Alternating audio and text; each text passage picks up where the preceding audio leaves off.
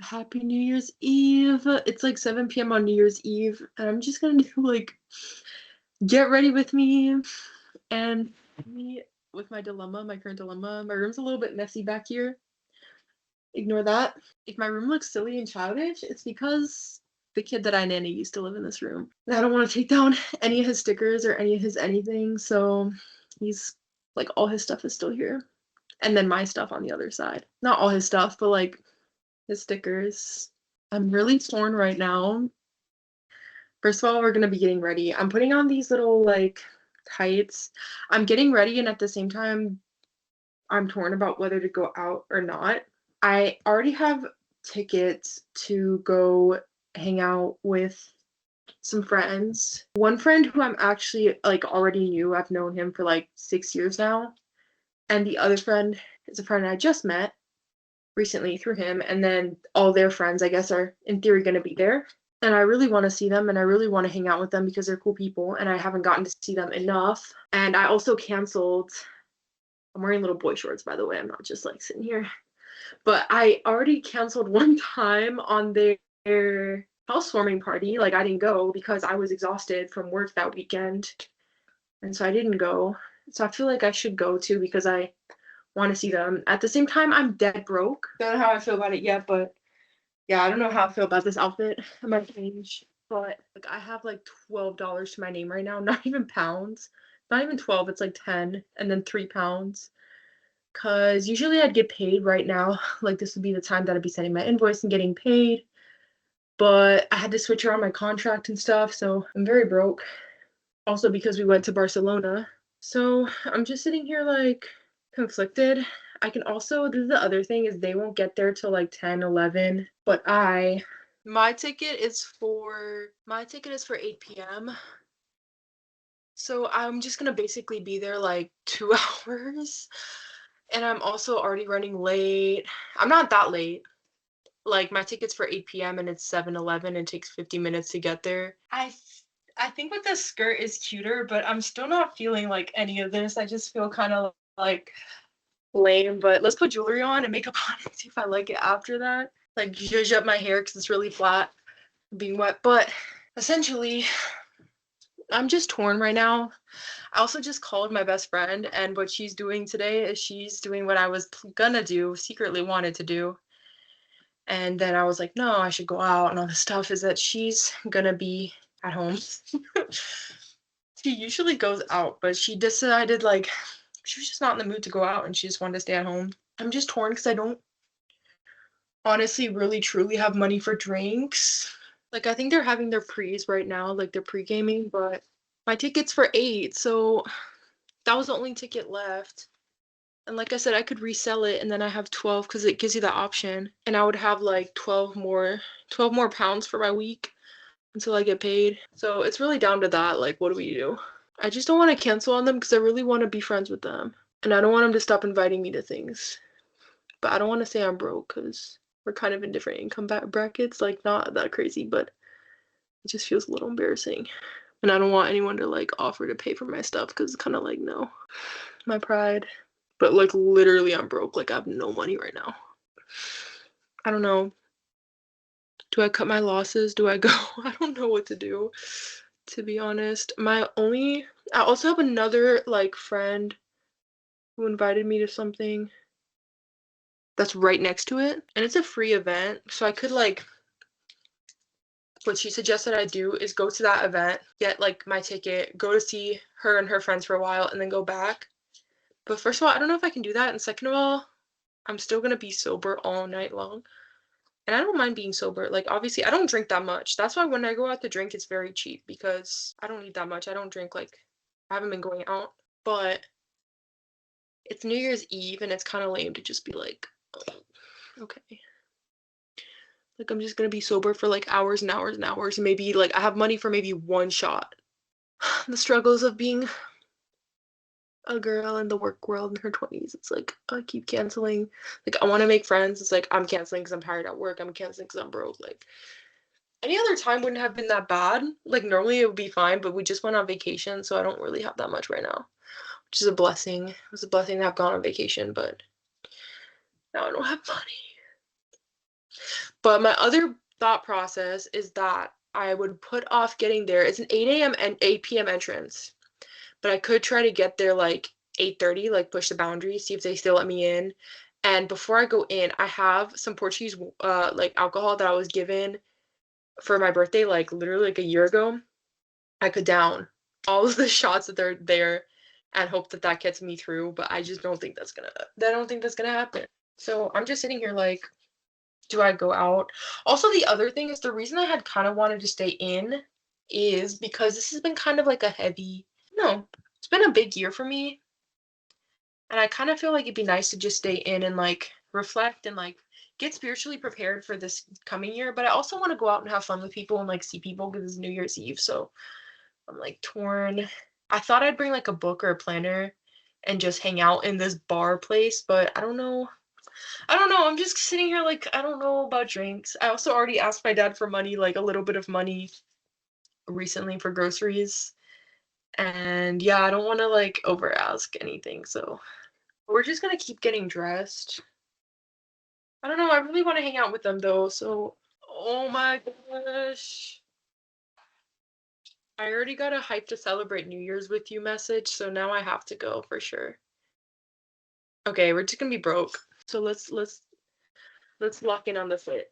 Anybody with a Latina mom knows the struggle, but my whole entire adolescence and everything, like I always have that voice, my mom's voice in my head being like, go out and have fun and like you should get out more and like all this stuff.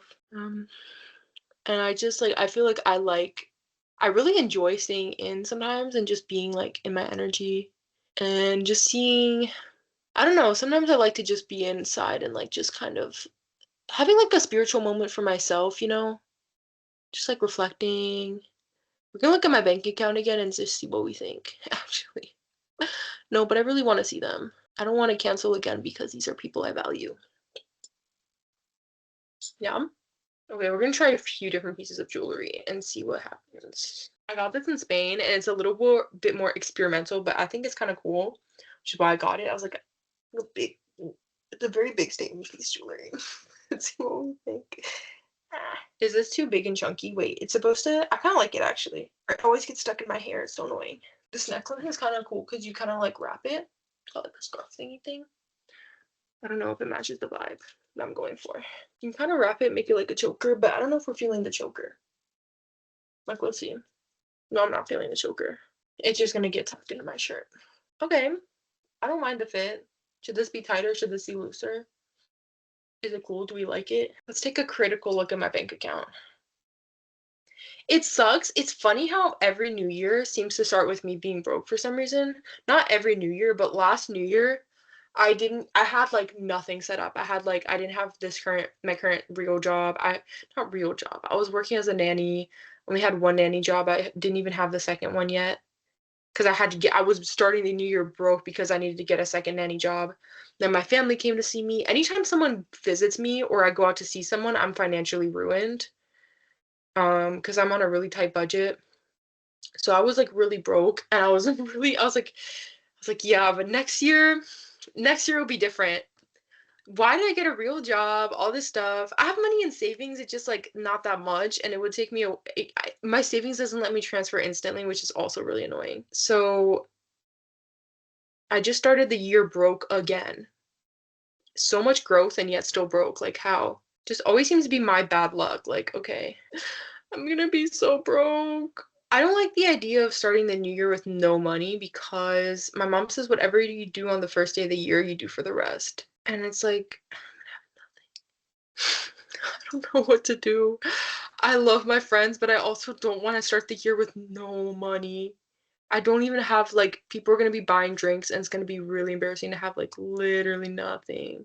Okay, well, let's put our mascara on. I think I didn't put it yet. Oh wait, I think I did. I wanna cry. This is the fit. Bro. I'm gonna be wearing my puffer and then it'll probably get hot in there. I mean, yeah, hot. I don't know if I like that. I'm running late also. I guess I should go if I'm gonna be there. This is what I have that I've been saving for a special occasion. It's this little Portuguese like cherry wine, and it has these little chocolate cups. I'm just gonna go see if they still let me in at 8:30. Because I was like, that kills 30 minutes that I was gonna sit around doing nothing. And then I'm gonna down this. I'm gonna down all this before I go in, and I'm just gonna pray that that's enough to get me through. Or maybe they won't check. Maybe they won't check my bag, and I drink some inside. They will check my bag though for sure, so I gotta drink it before I go in. And then I guess I'll just be drunk for an hour and a half with nobody there, so might as well bring something to do. I don't know. Yeah, this is about to be a weird night, but hopefully fun. Happy New Year's Eve. Low key. I just looked at my full body in the mirror.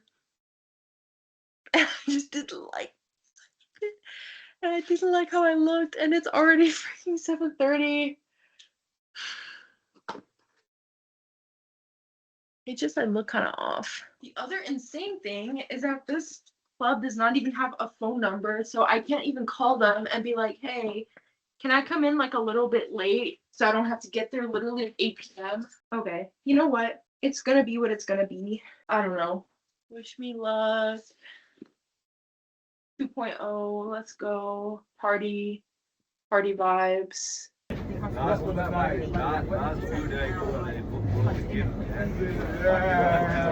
gonna be picked up to take away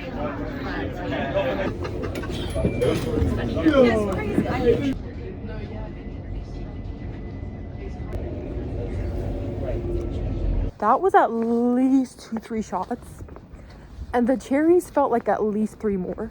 So I think we're good. As long as they let me in, we're chilling. If they let me in to this event, it'll honestly be a New Year's Eve miracle because I'm extremely late. But I think part of me is like, you know what? I can't afford it anyway, so if they don't let me in, it's my sign.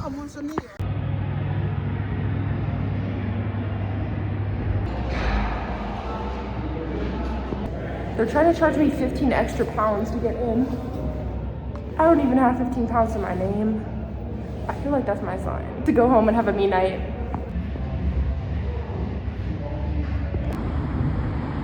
Day couldn't get much better, but it keeps on trying. Yeah. So the good news is that my cat doesn't have to spend New Year's by herself. Now she has a friend. So story time. Basically, I went all the way up there, all the way to a whole other part of London that was like 45 minutes away. No, yeah, like 40, 50. And I think I had a feeling this would happen, but I was like, I feel like it's a better alternative than sitting in this bar for like 3 hours waiting for people to get there. So I got there late and they wanted me to pay 15 pounds more to get inside. And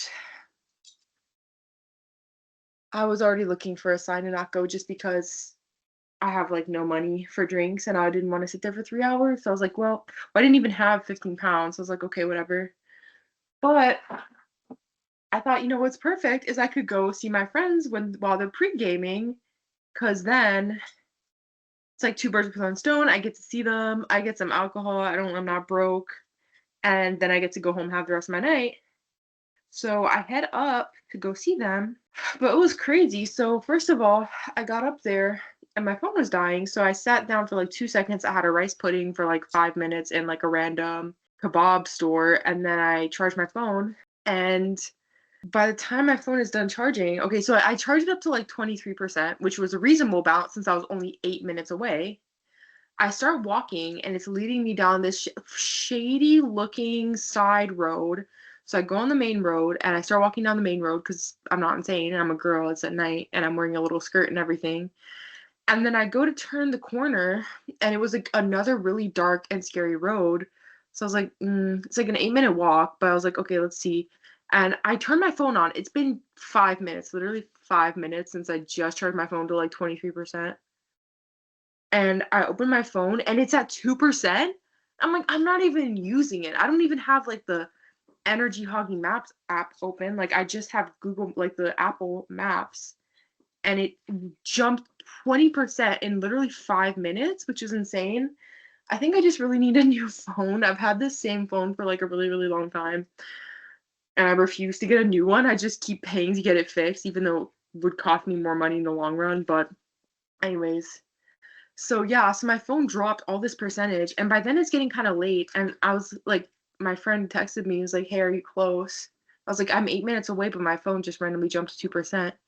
And he was like, I was like, "I'm just gonna charge it for like 5 minutes again." And he was like, "Oh, we're getting an Uber in 10 minutes, so I guess we won't be able to see each other probably." But I'm not gonna lie to you, I take everything as like everything's meant to be in my head. And I just feel like the universe did not want me there tonight because I don't know, it was just like it was crazy that my phone just jumped 20%. And in my head, I'm like, I'm always like, you never know, like maybe if you had been there, like you would like, you know what I mean? It would be like some kind of other awkward situation or something bad would happen or like the world is protecting me, whatever. I have like this crazy notion. So I just took that as a sign that for whatever reason, I just really wasn't meant to be there that night. Who knows? Maybe it would have altered the course of my life forever or something, or maybe my spirit just really was meant to be at home. But honestly, I did really just want to be at home a little bit because I've just been in a really spiritual mood with this whole entire project kind of getting to this point, and I literally spent the whole way back. My phone literally didn't jump this time, like it just stayed charged, but I just basically was just reflecting and like meditating the whole way home essentially. And like I just spent it in like this really weird deep meditation. I wasn't thinking, I was just like feel your body and like everything is gone and all this stuff. I don't know, it's really weird. And now I'm here. And yeah, I've just been in kind of a spiritual mood and I actually really wanted to spend today like tonight in like a spiritual energy anyways. Like I was thinking that when I was in Spain and stuff, and I feel like, okay, I should go out, but I feel like deep down I really just wanted to be at home in like the spiritual mood and setting up like a spiritual start for my new year and stuff. So, yeah, what I'm probably gonna do now is just change into my PJs, make tea, hang out with my cat because she was gonna have to be here by herself, poor her. No one to yell Happy New Year with. I'm sure she really cared. But yeah, so basically, I just drank 3 shots of really strong Portuguese alcohol, wandered the streets, listened to the SpongeBob musical opening number, rode up on a train again, basically spent all my money on the train that would have been spent on drinks, gave myself IBS for the coming days because I had rice pudding and I'm lactose intolerant, and went home. So, very successful night for me, but we still have 40 minutes to salvage this night. So, let's go. My number one reflection on the way home and just reflection into the new year is that we learn so much throughout our young life to ignore our body's cues and to sort of like get caught up in sort of societal expectations. Come here. Societal expectations and stories that we feel like other people that we feel like society kind of needs us to live. And I think that one of the nice things about getting older is that I feel like you have more control and more say over how you navigate those stories. And I was just sitting there and being like, I feel like I would like myself more and understand myself more and feel more connected to who I am as a person and everything if I were. I feel like I already listen to my body a lot. That's why I'm here right now with everything going on in life. I was like, I need to trust myself, but I feel like when it comes to other things in life, like I don't always listen to myself and I feel like I give in to pressure often or I feel the need to give in to pressure and stuff like that. And that goes for all sorts of things. I feel like just across the board, like my spirit is so knowledgeable, my body is so knowledgeable, and I just need to follow it more sometimes and be with it. And that's kind of the goal for this year. I feel like I just want to take simple things into this year. Like I spoke about in another video that I don't want to overdo it. I want to keep things very simple in like my new year transformations of just listening to my body more, not getting too I think just being more here, like actually where I feel like I always got the message growing up that I feel like I grew up like a pretty quiet person and you know, introverts living in an extroverted world, I think sometimes you are just constantly force fed the idea that your body is wrong or that the way that you are isn't enough and that you need to push yourself to sort of live other people's sort of idea of what a good time is. And I'm like, I feel like sometimes my body just knows what it needs and what to do and everything. And I just feel like I would like myself more by a lot if I actually let myself have control over what I needed to do and control over my experience and everything. And I feel like I often give away my sort of desires to fit a mold that just isn't always necessary. And I actually feel like I would enjoy, I don't know, I just feel like I would be more connected to people and all these different things if I wasn't constantly pushing my own body to like perform what I needed to do. That makes sense? That's not it wasn't even related to tonight that I thought this per se, but I was just having this reflection on the way home and everything of just like I need to sometimes I feel like I have no control over my life and it's like, well, because you need to listen to your body and you need to give yourself permission to be an authority. Like you are the authority over your experience. And that was a big, again, a big lesson that I think a lesson that a lot of women particularly should learn because I think as women sometimes we grow up with so many expectations and so many stories about what we need to do and what mold we need to fit and how we need our bodies to look. And then people tell us you need to be this way and that way. And then you get older.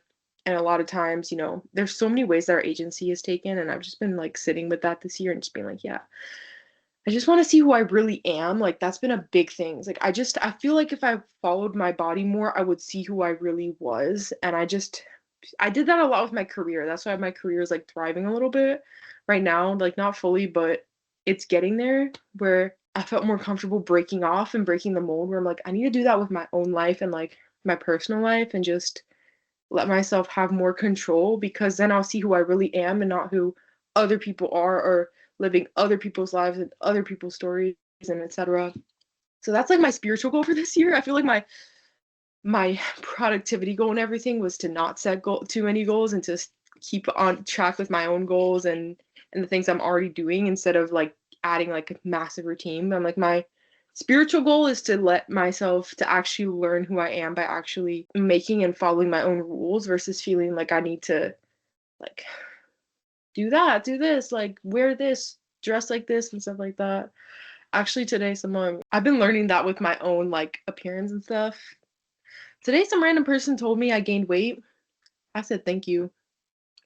Was that what they were intending me to say? I don't know, but I said thank you. It's like there's no rule with my body. My body can be what it wants to be, and yeah, I've just been like, you know what I'm saying? It's like sometimes you gotta break the rules that people are expecting you to be this way or that way. Like that's a compliment. I'll take it.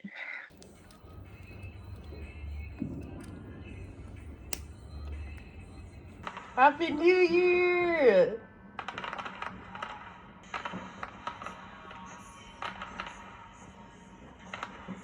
Hey, I published this paper this year, 2026. It's gonna have the citation 2026. Anyone who's citing it, in-text citation 2026. Okay, it's happening this year. Rasha Turner, comma, 2026 in parentheses. Mosey! Mosey, Happy New Year! Oh, no!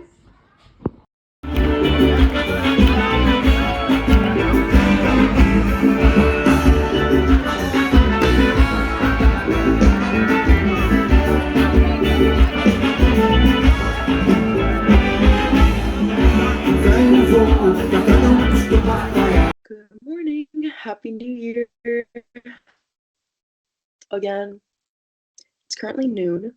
I slept in until like 11:30, probably later, because I woke up at like 10 and then I was still really tired. And I was like, everything my mom says, everything you do on the first year, you'll do for the rest. Not obviously literally, but your first day is very indicative. Obviously, that's a superstition, but I was like, I want to start the year relaxing and resting and listening to my body and letting it rest as much as it needs to. So I slept until noon, and now I want to spend some time moving more of my texts into the final draft document. So we're going to do that. My paper kind of makes me nervous because obviously I haven't gotten to the point where I'm actually making sure that it sounds very like good papery, but I just hope I write everything well and that I have like the technical skills Also, I hope all my sources are good sources, you know? I might do like a check through at some point and see how I feel about like the sources that I put in, making sure everything's not like crazy old or something. I have some here that I've skipped that I'm going to come back to, like this one about fragmentation. I mean, it's so long that it takes a while. Like you see, it's still going up in page number. I also still have to get on my iPad at some point and go through my computer and see all the.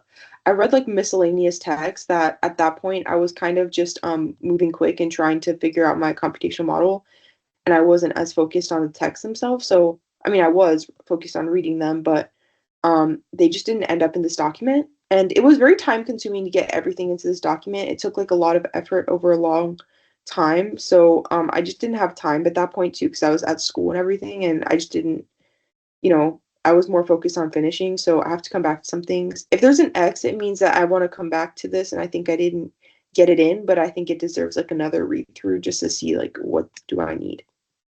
I do think I actually put this one in, but I don't actually know. I'm skipping over the dissociation stuff too for now. I'm just going through the actual more sciencey part. I also read a lot of different texts on episodic memory at one point. Oh, I guess I should look through because they have hippocampus stuff too, but I haven't really included that yet. So we'll just put like a place marker in for maybe where that should go. That's probably gonna be up here. Like I'm probably gonna go through episodic memory when I talk about dissociation, because that's how I saw other texts utilizing it. And I think that's a good place. Probably somewhere here. The dissociation part is kind of messy. Like it's just a lot of words. So I need to come back to that and give it like a good look over and see how I want to contextualize this. Because I definitely need to go in. Actually, let's start. We're just gonna make it into a list. Because actually this is a very important part. And this is basically doubling up as studying for my finals. Because there's a whole section on amnesia.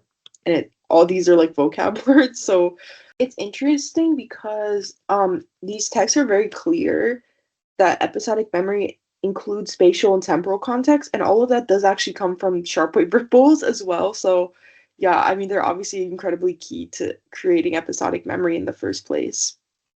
So it makes sense if you can't access your episodic memory, like that also points really heavily towards the fact that sharp wave ripples are getting disrupted, because if you can't remember like where you were and when, that's all information that comes from the sharp wave ripples. I don't think I need to draw that out. I mean, I think it'll speak for itself, but I want to make sure that that's like clear. I mean, I think that's obvious probably. I don't know.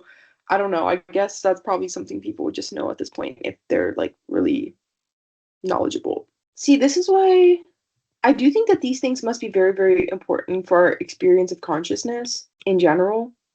Because when you don't consolidate your experiences, it's as if this is the things people say dissociation is like a limited consciousness. I mean, it's like a lessening of consciousness. That's not, I mean, that's not even, not everybody, I guess, would word it, verbalize it like that. But that's how a lot of people see dissociation. And it's like, well, if my theory is right, and dissociation does come from those things being disrupted, at least in trauma, or from not being in the, you know what I'm saying, like being in that intense encoding mode, then I think that they're pretty important for consciousness, because it's like you can't connect a whole time of your consciousness to you, so you literally have no consciousness of your consciousness. Does that make sense? And that's like with the theory of structural dissociation too. Basically, they think that when you are dissociating, it's almost like there's like a chunk of you that's like unattached. I don't know if that's really the best way to put it. And says, Toving widened the concept of episodic memory to include prerequisites of a fully developed and episodic memory system. He states that episodic memory depends on a self, or the awareness of one's existence, which goes along with autonoetic awareness. So I feel like, I don't know, that just keeps getting really expanded into, like, I feel like this is my first time saying all this, so I'm not going to say it that precisely, but I feel like the theory of structural dissociation and all of this like just goes really well together. And also, this is a thing, I keep thinking about pattern completion and how once it's low enough, like once the neuromodulators are low enough, but not necessarily all the way down, but just at like a medium or low sort of state, basically you can connect your experiences to old experiences and things that you already have that completes these sort of patterns that you already have within you to sort of frame it into like more information about the world that you already know. And I feel like if you can't at all connect to those patterns, it's like I feel like they're very, very important to your experience of like creating a subjective experience. And it's like, oh, things connect to things that I already know. So I have like this consistent sort of experience of the world, where it's like, okay, I recognize this. I've been here before, all these different things. But it's like, if you can't connect to that at all, then that obviously, I don't know. I just feel like that whole little mechanism, I feel like must be important for consciousness.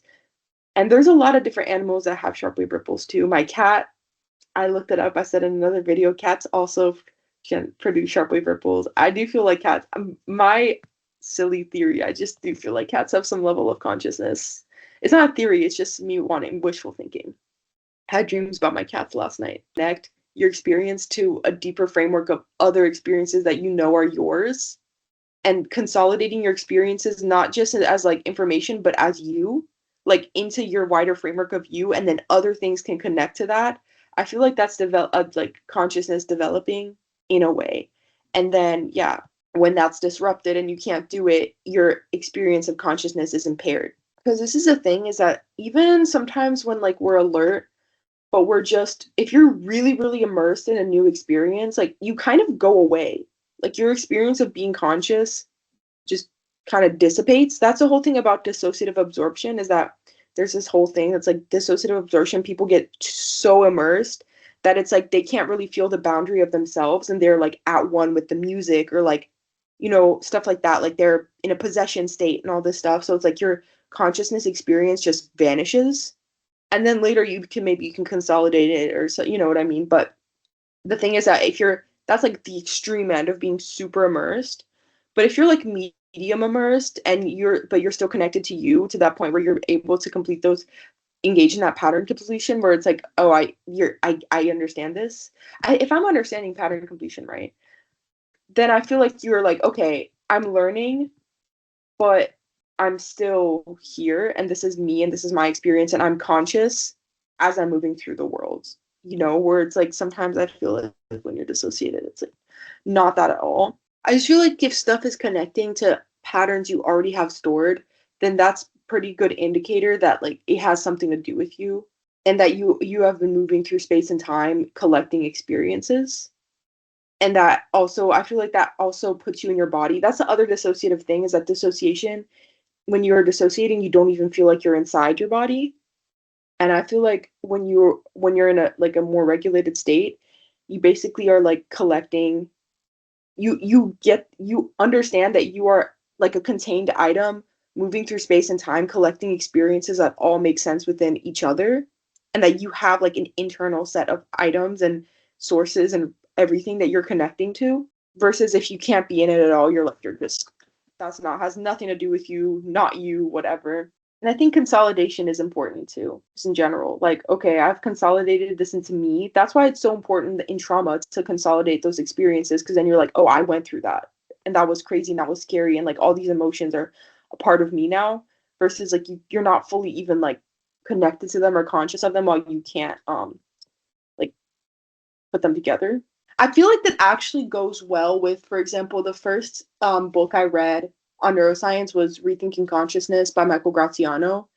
And it's funny because in actually my first dissociative identity disorder theory was that there's like almost like multiple like circuits or like pieces of cortical attention that have their own angle to them, because he basically said consciousness is like this like package, and this awareness of your own attention, which I don't think it's like exactly the same thing, but this also led me here into like pattern separation and everything. And I feel like it doesn't go badly together, the two ideas. Like, how do I put it? It's like you have to consolidate your own experiences to actually sort of navigate that cortical attention, because I don't know how to put it, if that makes any sense, but I just feel like they all go together a little bit well. if I can, like, I'll wrap my head around it at some point. I'm getting, like, just putting all the text in, I'm getting really excited because everything goes together so well. And I'm just looking at it like, oh my gosh. Like, once you see my theory and then you look back at a lot of this other stuff, it it just clicks. Like, it kind of just makes a lot of sense. Like, even this about dissociative amnesia, condition characterized by transient and selective inability to retrieve elements of episodic memory after experienced traumatic events with high stress. It doesn't impact their ability to make or retrieve new memories. So I don't know. I feel like when I look at that, it's like, yeah, it's not about nothing inside you is particularly broken. It's just that you can't consolidate the things that are from the trauma. Yeah, I don't know. I just feel like everything when you look at it, I'm like, okay, it actually makes a lot of sense, and I'm really excited to get this done. Oh my gosh, guys, I really did it. Like, I actually really did it. Really did it. I'm so hyped. I'm feeling more confident the more I write this and the more I look through this. I just feel confident. And I had that moment when I was actually like when I was reading and I was reading, I was like, okay, the more I read, the more my theory starts to check out. And then as I'm like writing it, I'm like, okay, I'm seeing all the work that I'm doing and I'm going back to the text. I'm like, this is making it makes everything else make sense when you look at it. And that's making me like, it's like clicking puzzle piece and it feels really good. It makes so many other things make sense if you do more. Like, I have so much other research I want to do on this, and I'm like, it'll just make more sense with time, like reconsolidation, like, you know, all these associative disorders, looking at that, like everything will make more sense, I think, with time and reading. I've been kind of excited for this because I feel like I'm gonna have a body of work in my own time. Like, you know, like obviously I feel like there's no way I'm not gonna be this in some capacity. Like, this will obviously be my job at some point.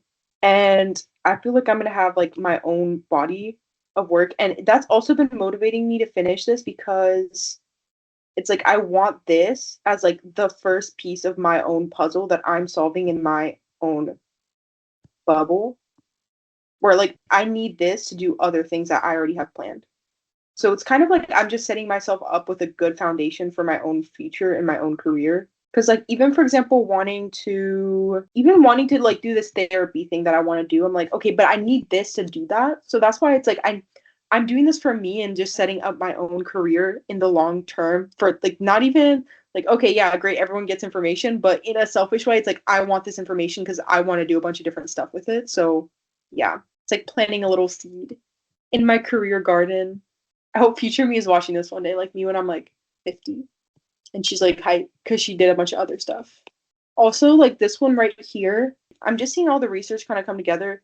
This question right here, this is a paper from 2013. I think I haven't touched enough yet on synaptic tagging. I need to do work on that over the next few days. But the question of like, okay, some things are stored for a few days, other things are for like forever. Why? I think that's going to be synaptic tagging because it's like, well, certain things are prioritized and certain things are prioritized for those proteins that actually make them last a long time versus other things are not. Amongst other things, probably. That's probably not the only thing. But this was in 2013, so people probably know that by now. See, they're already talking about it here a bit with fragmentation. I feel like everything's just kind of been there. It just hasn't, like, for some reason, I don't know. Well, one example for impaired memory formation after excessive emotional activation is a trauma being fragmented or remembered incorrectly. Emotional arousal might play a role in binding or different features of an event into, you know. I want to have a fragmentation like blurb somewhere here.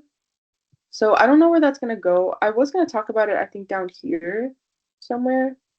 What is this? Oh, it's my, okay. I think it's going to go probably around, oh yeah, fragmentation. I think I'm going to talk about that here somewhere though.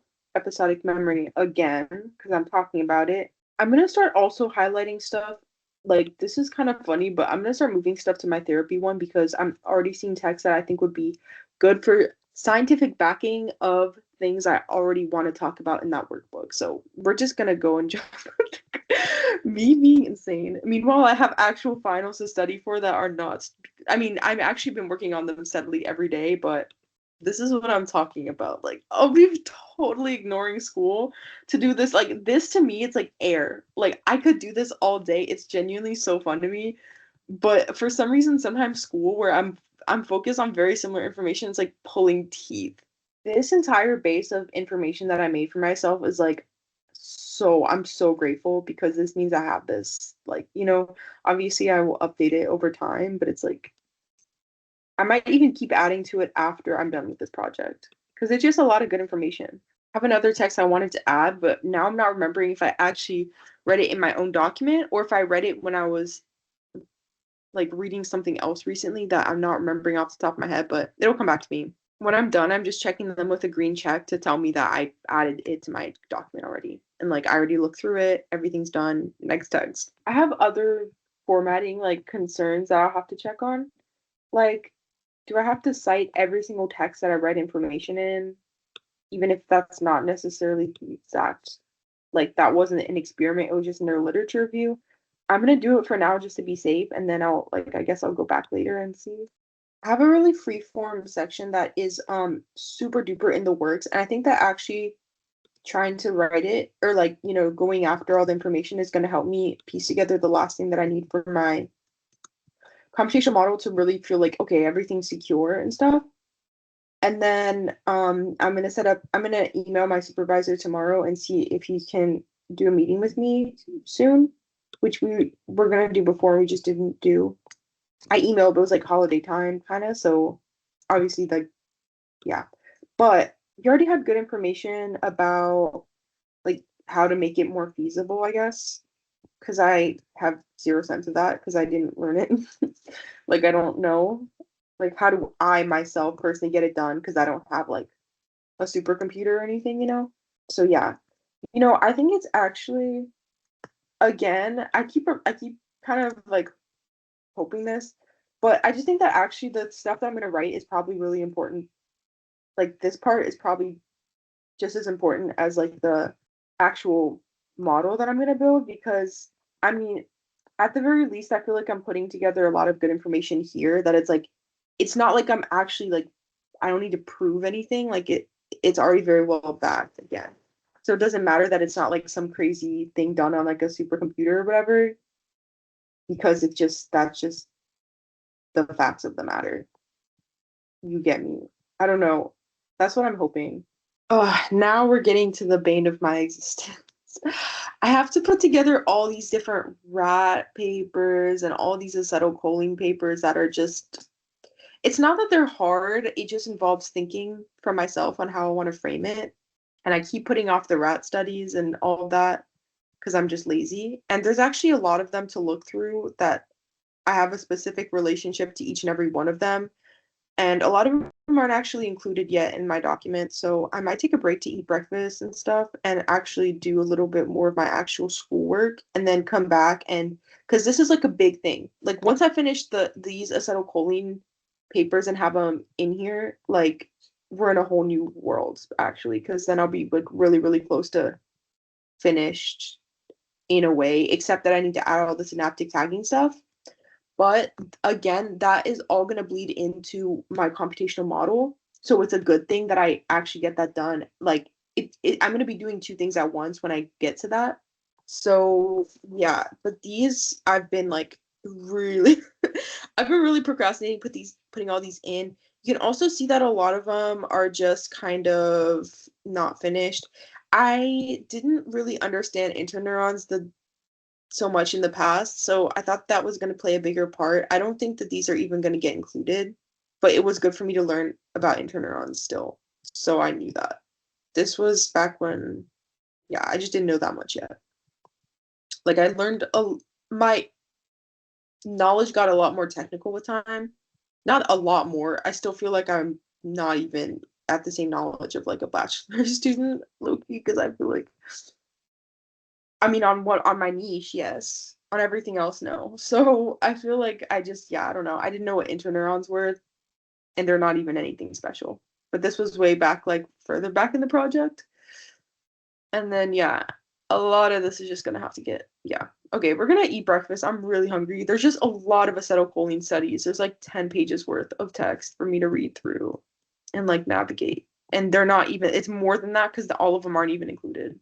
Okay, I'm gonna show you the other somehow significantly harder thing I'm working on right now. I basically kept having to miss R. Okay, I had like a lot of stuff, but I forgot that I have to press save and it doesn't auto save, so all of my work essentially disappeared. But I'm basically having to teach myself R, which is really scary.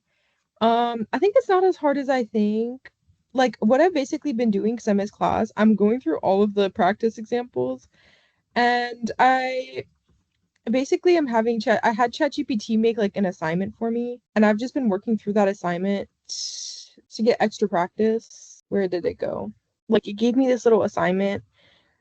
I feel embarrassed that I didn't go to like even though it's because I had a technical issue for like most of the semester, but I feel embarrassed I didn't go to class, scared for this proposal, I mean not proposal, like thing I have due for this and just stressed out. Yeah, so that's my other activity that I'm working on. It's really unfortunate because I wish I could dump all my time into just finishing up this paper, but I have to just assume I can get it all done. I'm gonna be okay. I have a basically a biological psychology final in 2 weeks that I've been working on that, and then I have this, and then I have this paper, and then I have my job, and it's just like a lot. But I'm trying to enjoy it and just have fun because I want to learn this. Like, I actually do find it fun. I think it's just because my head is just not here 100%. I found that sometimes I think things are really hard. Like when I was in undergrad, I actually took a science class. Like we had to take a general kind of science class that went through all these different themes, and one of them was actually neuroscience. And back then, I couldn't care less. I didn't pay attention. I said this in another video. The only thing that really struck me as interesting when I took it was amnesia. Like I was very interested. I think we talked about this is good. Again, this is good because it's studying for my neuroscience exam. Patient HM, I think that's what it was. But I remember being really fascinated by that and I cared about nothing else. Like not that much. Or I thought it was so hard that I didn't listen. And I think that what I've noticed is that I'm actually pretty smart, I think, and I can learn a lot if my mind is open and I don't feel pressured and I just feel like I'm having a fun time. I can learn a lot really fast and I can learn complex things. But for me, if I feel pressure, it looks really, really difficult. Or I don't know, it's just like my mind just freezes up. And I'm like, I could definitely, if I was just like, I'm just gonna learn this for fun on the side, in a snap, I'd be done. But it's just because it's for school. I feel like this is a big issue that I have is like I talked about this in my last video. I get so like anxious. I don't know how to put it. I think it's like social anxiety, and school gives me social anxiety where I start to feel like really like, oh my God, like everybody, I don't know. I just get social anxiety and I'm like it's like a really massive or like people are like in my head, everybody's really angry all the time and people aren't really angry all the time, but in my head they are. And I'm like, oh my God, everyone's gonna hate me because of this and this and that. And I just feel like I get that with school, where it's like if I'm not paying attention enough, it's like you suck. And then I freeze up and it feels like immense pressure to like just start. It's definitely ADHD. This is where my ADHD actually does come up. That's why I'm so successfully completing my independent project. But when it comes to like school, I do fine. I talk like I get like I fail all the time, but I don't. Like I get fine, okay grades. But I just feel like this immense pressure to make sure people like I don't know. So I've noticed that and I'm like I need to work through that so I can succeed in an academic setting more because I'm actually a very, very smart person, but it's pressure. Like the pressure of school just gets me, but it's not even the pressure of my assignments, but the pressure of like I don't know, it just gets me, where I'm like I learned this year that I can do really complex things if I'm just chilled out. So like I need to not stress and just like enjoy learning this. But I'm like in my head, I'm like, they're gonna look at my final assignment. They're gonna think like this loser didn't go to class, and you can tell from her assignment that she wasn't there and she wasn't doing her work and all this stuff where it's like chill out. Like even if you get like a mid grade, like nobody cares. You know what I mean? Or it's like I'm so high pressure with myself. So basically, yeah, I've just been practicing and practicing, but it's actually fun. That's why I've been telling myself this final season it's been really helping. Like I've been working really consistently and just enjoying myself. That's like I actually like doing all of this. and I need to just have fun and just enjoy myself and my learning and stuff instead of getting bogged down in like, oh my God, my teacher's gonna look at my stuff and be like, this flop of a student never, like, this is subpar work and all this stuff, It's like, no. Because it's not even hard. Everybody says R is very intuitive. It's just about learning it, Okay. I'm gonna go back to that, and I'm watching like the world's worst movie.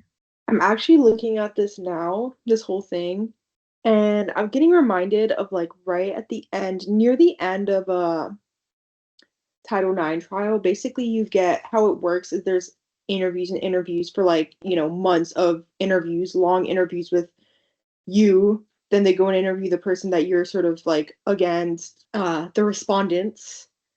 I was the complainant, the other person was the respondent. So then they go first complainant, then respondent. Then they take all the names of all these people that could be witnesses and they go and they talk to them. They come back to you, and it's like a back and forth process of months. And then you have to give your evidence. They look at the evidence, the investigators, and then finally the investigators, after like a long time, for me this was took about like a full year of interviews from like the summer after I started recovering memory up until the next summer. I got the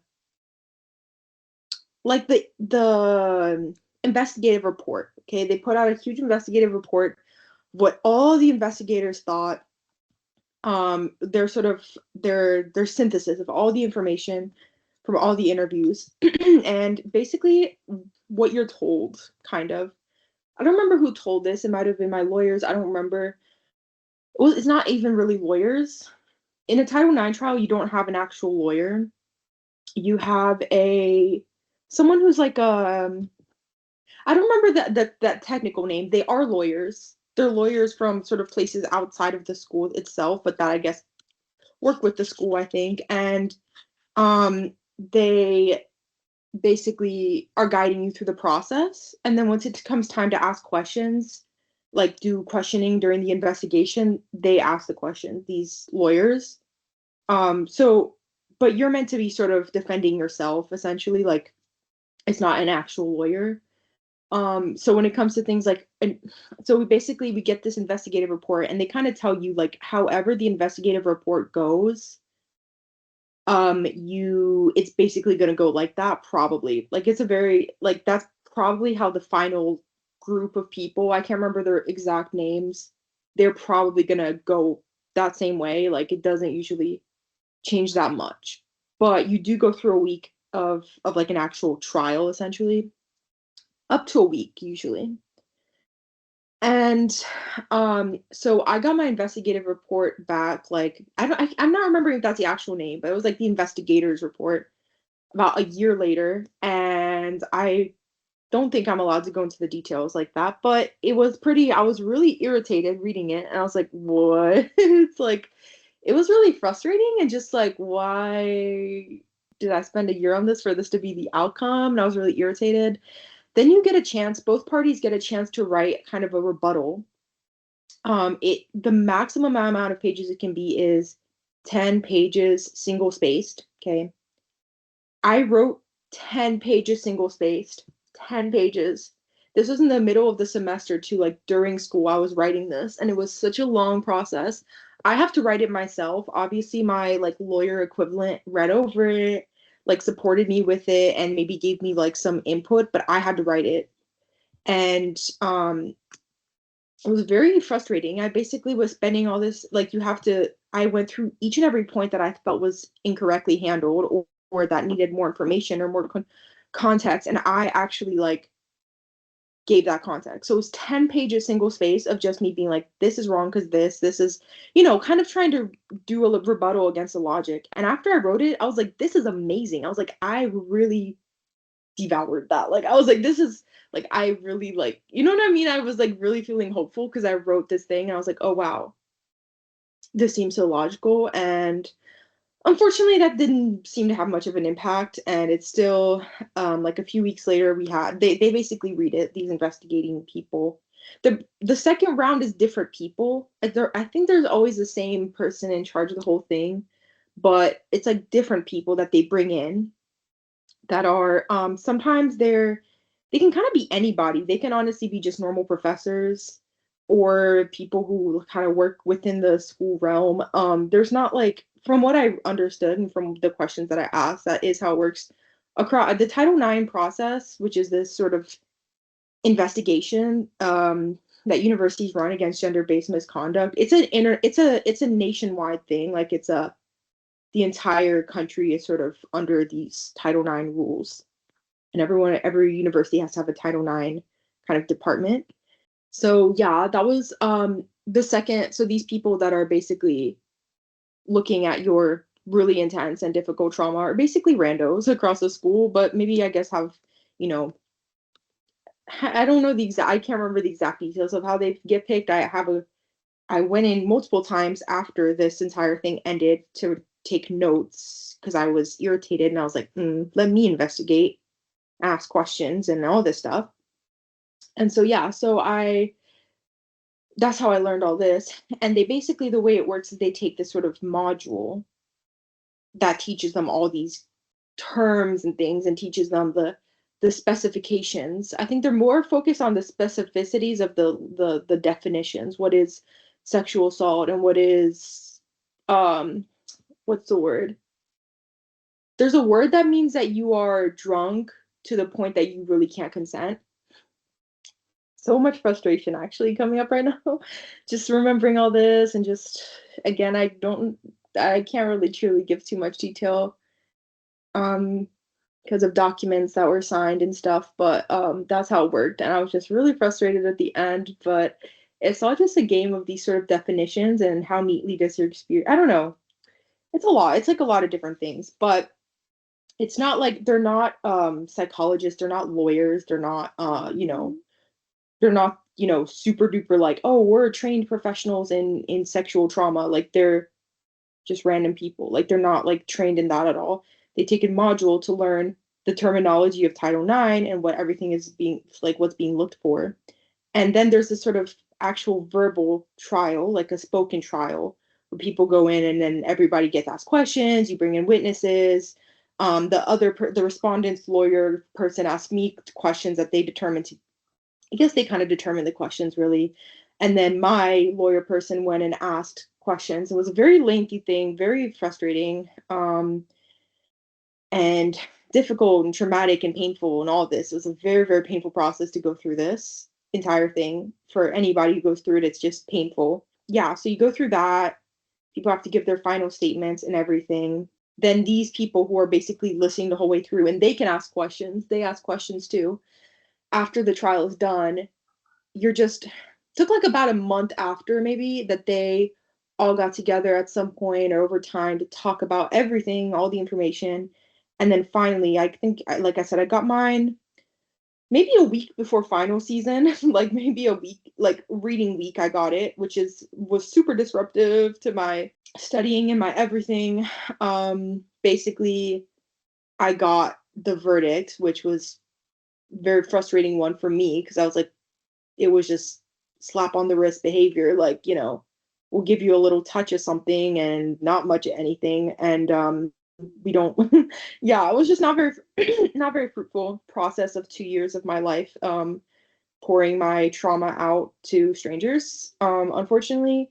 And then I continue to see this person across campus and they continue to be like an a-hole and all this stuff, but that's how it works. And I'm just looking at this now and it's just reminding me, I think I'm just like all of a sudden looking at it and it's reminding me of when I was writing. There's actually 10 pages. That's actually crazy that it's 10 pages right now. I'm just looking at it and it's like I'm remembering writing those 10 pages single spaced and feeling like I have to just defend myself and use all of my logic and reasoning to explain to you why what happened to me is real. And then here I am doing it again, but this is one that nobody can, you know what I mean? If the logic is sound, it's sound. There's no, this is fake, all this stuff. It's like, no, this is just how the science works. And this is it. This is actually genuinely how it works. And this one will be actually fruitful and helpful and stuff like that because nobody's sitting here trying to protect an interest. And that's what I have learned to love about science is that like, if it's true, it's true. And if it's science, it's science. If you can prove it, you got it and it's done. And it's not like, well, technically this and that. You know what I mean? It's like, no, this is how it is. And I think I've really come to appreciate that and find that healing about this experiment is that this time around it's like there's not denying it as long as I can yeah. And but just remember I think it has not felt like that the whole way through. It's felt like me doing a fun experiment, but I think just now I opened it and it just gave me like this memory of just having that document and just pouring into that document for days of this 10-page single-spaced sort of rebuttal of like why I'm not a liar. And yeah, I don't know. I just got that vision just now. And yeah. Very fun. Yeah, just like try tearing this one apart. That's what I'm saying. It's like when I was writing it, I was like, this logic is crazy sound. I was like, I should be a lawyer. Like when I was writing it, I was like, I should go to freaking law school. Like the way I wrote it and like everything, I was like, this is crazy. Like I thought I was doing such a good job and everything. And it's like, no, nothing. Okay. Didn't change a thing. So anyways, going back into my literature review, I'm probably gonna take a mental break for a second and have some tea because I don't know, I didn't really expect for that to be evoked, but it just like randomly, I was just like, oh, whoa, that's kind of what I'm doing still. And just looking for somebody to actually listen and to actually be like, oh yeah, your logic is sound and you're not lying and you're not faking it. It's like, this is like real. And you're, you know, like this time your reality can't be denied is definitely, I mean, obviously, I think what I'm looking for from this experience, despite actually liking this a lot, but yeah, I'm gonna take a mental break in a second. I didn't expect that to hit me like that. Just to finish out while I'm triggered, and then I'm gonna go like not be triggered. But yeah, it's pretty crazy. They basically, at that point when you're writing that, they give you like at that point you have access to every interview from every witness, from the respondent, from the complainant, and you're just sitting there looking at this person that you've just, you know, just did something awful to you, and you get to see all the stuff that they're saying behind the scenes about the whole situation, and you're just there like, I was just there like, and like, what? And then you get to take all that information, all this evidence, all this everything, and you basically turn it into this document that you're handing over to them with anything that you want to say. And it's so frustrating. It's so frustrating. It's so anger inducing and irritating. And it's like, it doesn't matter how smart you sound. It doesn't matter how hard you work on it. The story is just never going to be on your side. Like it's always against you. And after this whole thing, I just went through a period where I was just like, what do I do with this? Because this is so unfair and so stupid. And like I said, and I went multiple times and took notes and just sat with it. And I read like the legal, like the Title IX actual like Justice Department document where they had updated the regulations, like the most recent one. And I was seeing that they had brought in these students, there were these people who had gone through the process to talk to them about like the issue, and they were all complaining all the same things. Because I was looking at this, obviously I'm dealing with this recovered memory thing, which is complex, so I went, that's why I'm doing the science right now. But I went and I read and I was like, so it's not just me, it's not just me, it's not just because of me, it's not just because of my issue.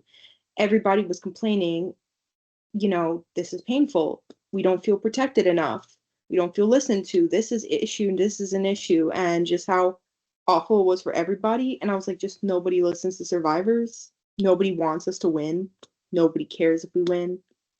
That's why I was very determined to do something, because I was like, when will survivors get a win? Okay. When will we have people look at us and really truly want us to win, really want to defend us and actually protect us? When? I was like, I have to be a success story and radiate that out to other people, because you never see survivors winning at life. Like, not at life, okay?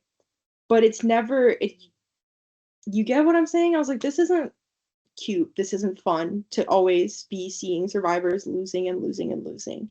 It's dehumanizing and it's painful, and it makes you feel like people don't want you to speak and people don't want to hear what you have to say, and they just want to hide you away and not deal with you. And it's like, I'm a human being, actually, who has just gone through immense pain, and you're treating me like a problem to shove to the side. And the absolute disrespect of my work. And this is the other thing that's so frustrating, is that survivors are so told, like, you know, if you don't go after anything, why didn't you say anything? Why didn't you do anything? Why didn't you go to the police? Why didn't you do this? I could go to the police because I was so dissociated that it took me a year of painful emotional baggage and mental health issues and all this stuff to recover memory. Now I'm here. Nobody wants to listen to people with recovered memory. Now, at the minute I was able to recover it, I went and I spoke. Did that result in anything? No. So what are we supposed to do? People want to throw us away and just throw us in the garbage really badly, but we're here. So it was like just so horribly violent, just a violent experience emotionally. And just to know that you're going to sit there and waste years of my life and you're just basically wasting my time, like my time is useless. And that time is valuable. That's my young life. That was the end of my teenagehood that you spent with me doing hours and hours of interviews just for nothing, because nobody ever cared and nobody was ever going to do anything truly, right? Just like they didn't do anything for the 500 plus victims of sexual abuse in the hospital on campus, right? Or for any of the survivors that I've seen coming out of the school complaining about the same issue. And now I'm gonna go have tea, but this is just like, I just opened it and I was just like, whoa. Anyways.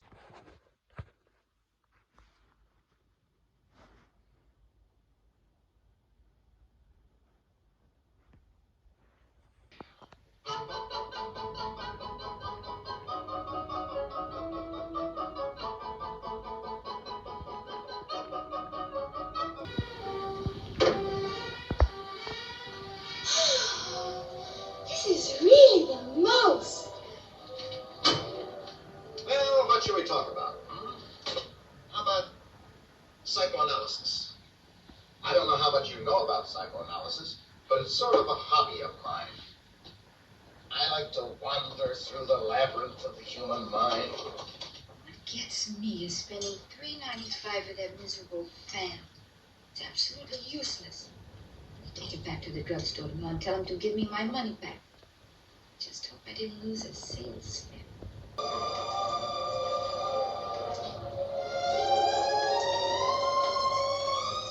Didn't you just love the picture? I did. But I just felt so sorry for the creature. At the end. Sorry for the creature? Why'd you want him to marry the girl? He was kind of scary looking, but he wasn't really all bad. I think he just craved a little affection. You know, a sense of being loved and needed and wanted. That's a very interesting point of view. Oh, do you feel the breeze from the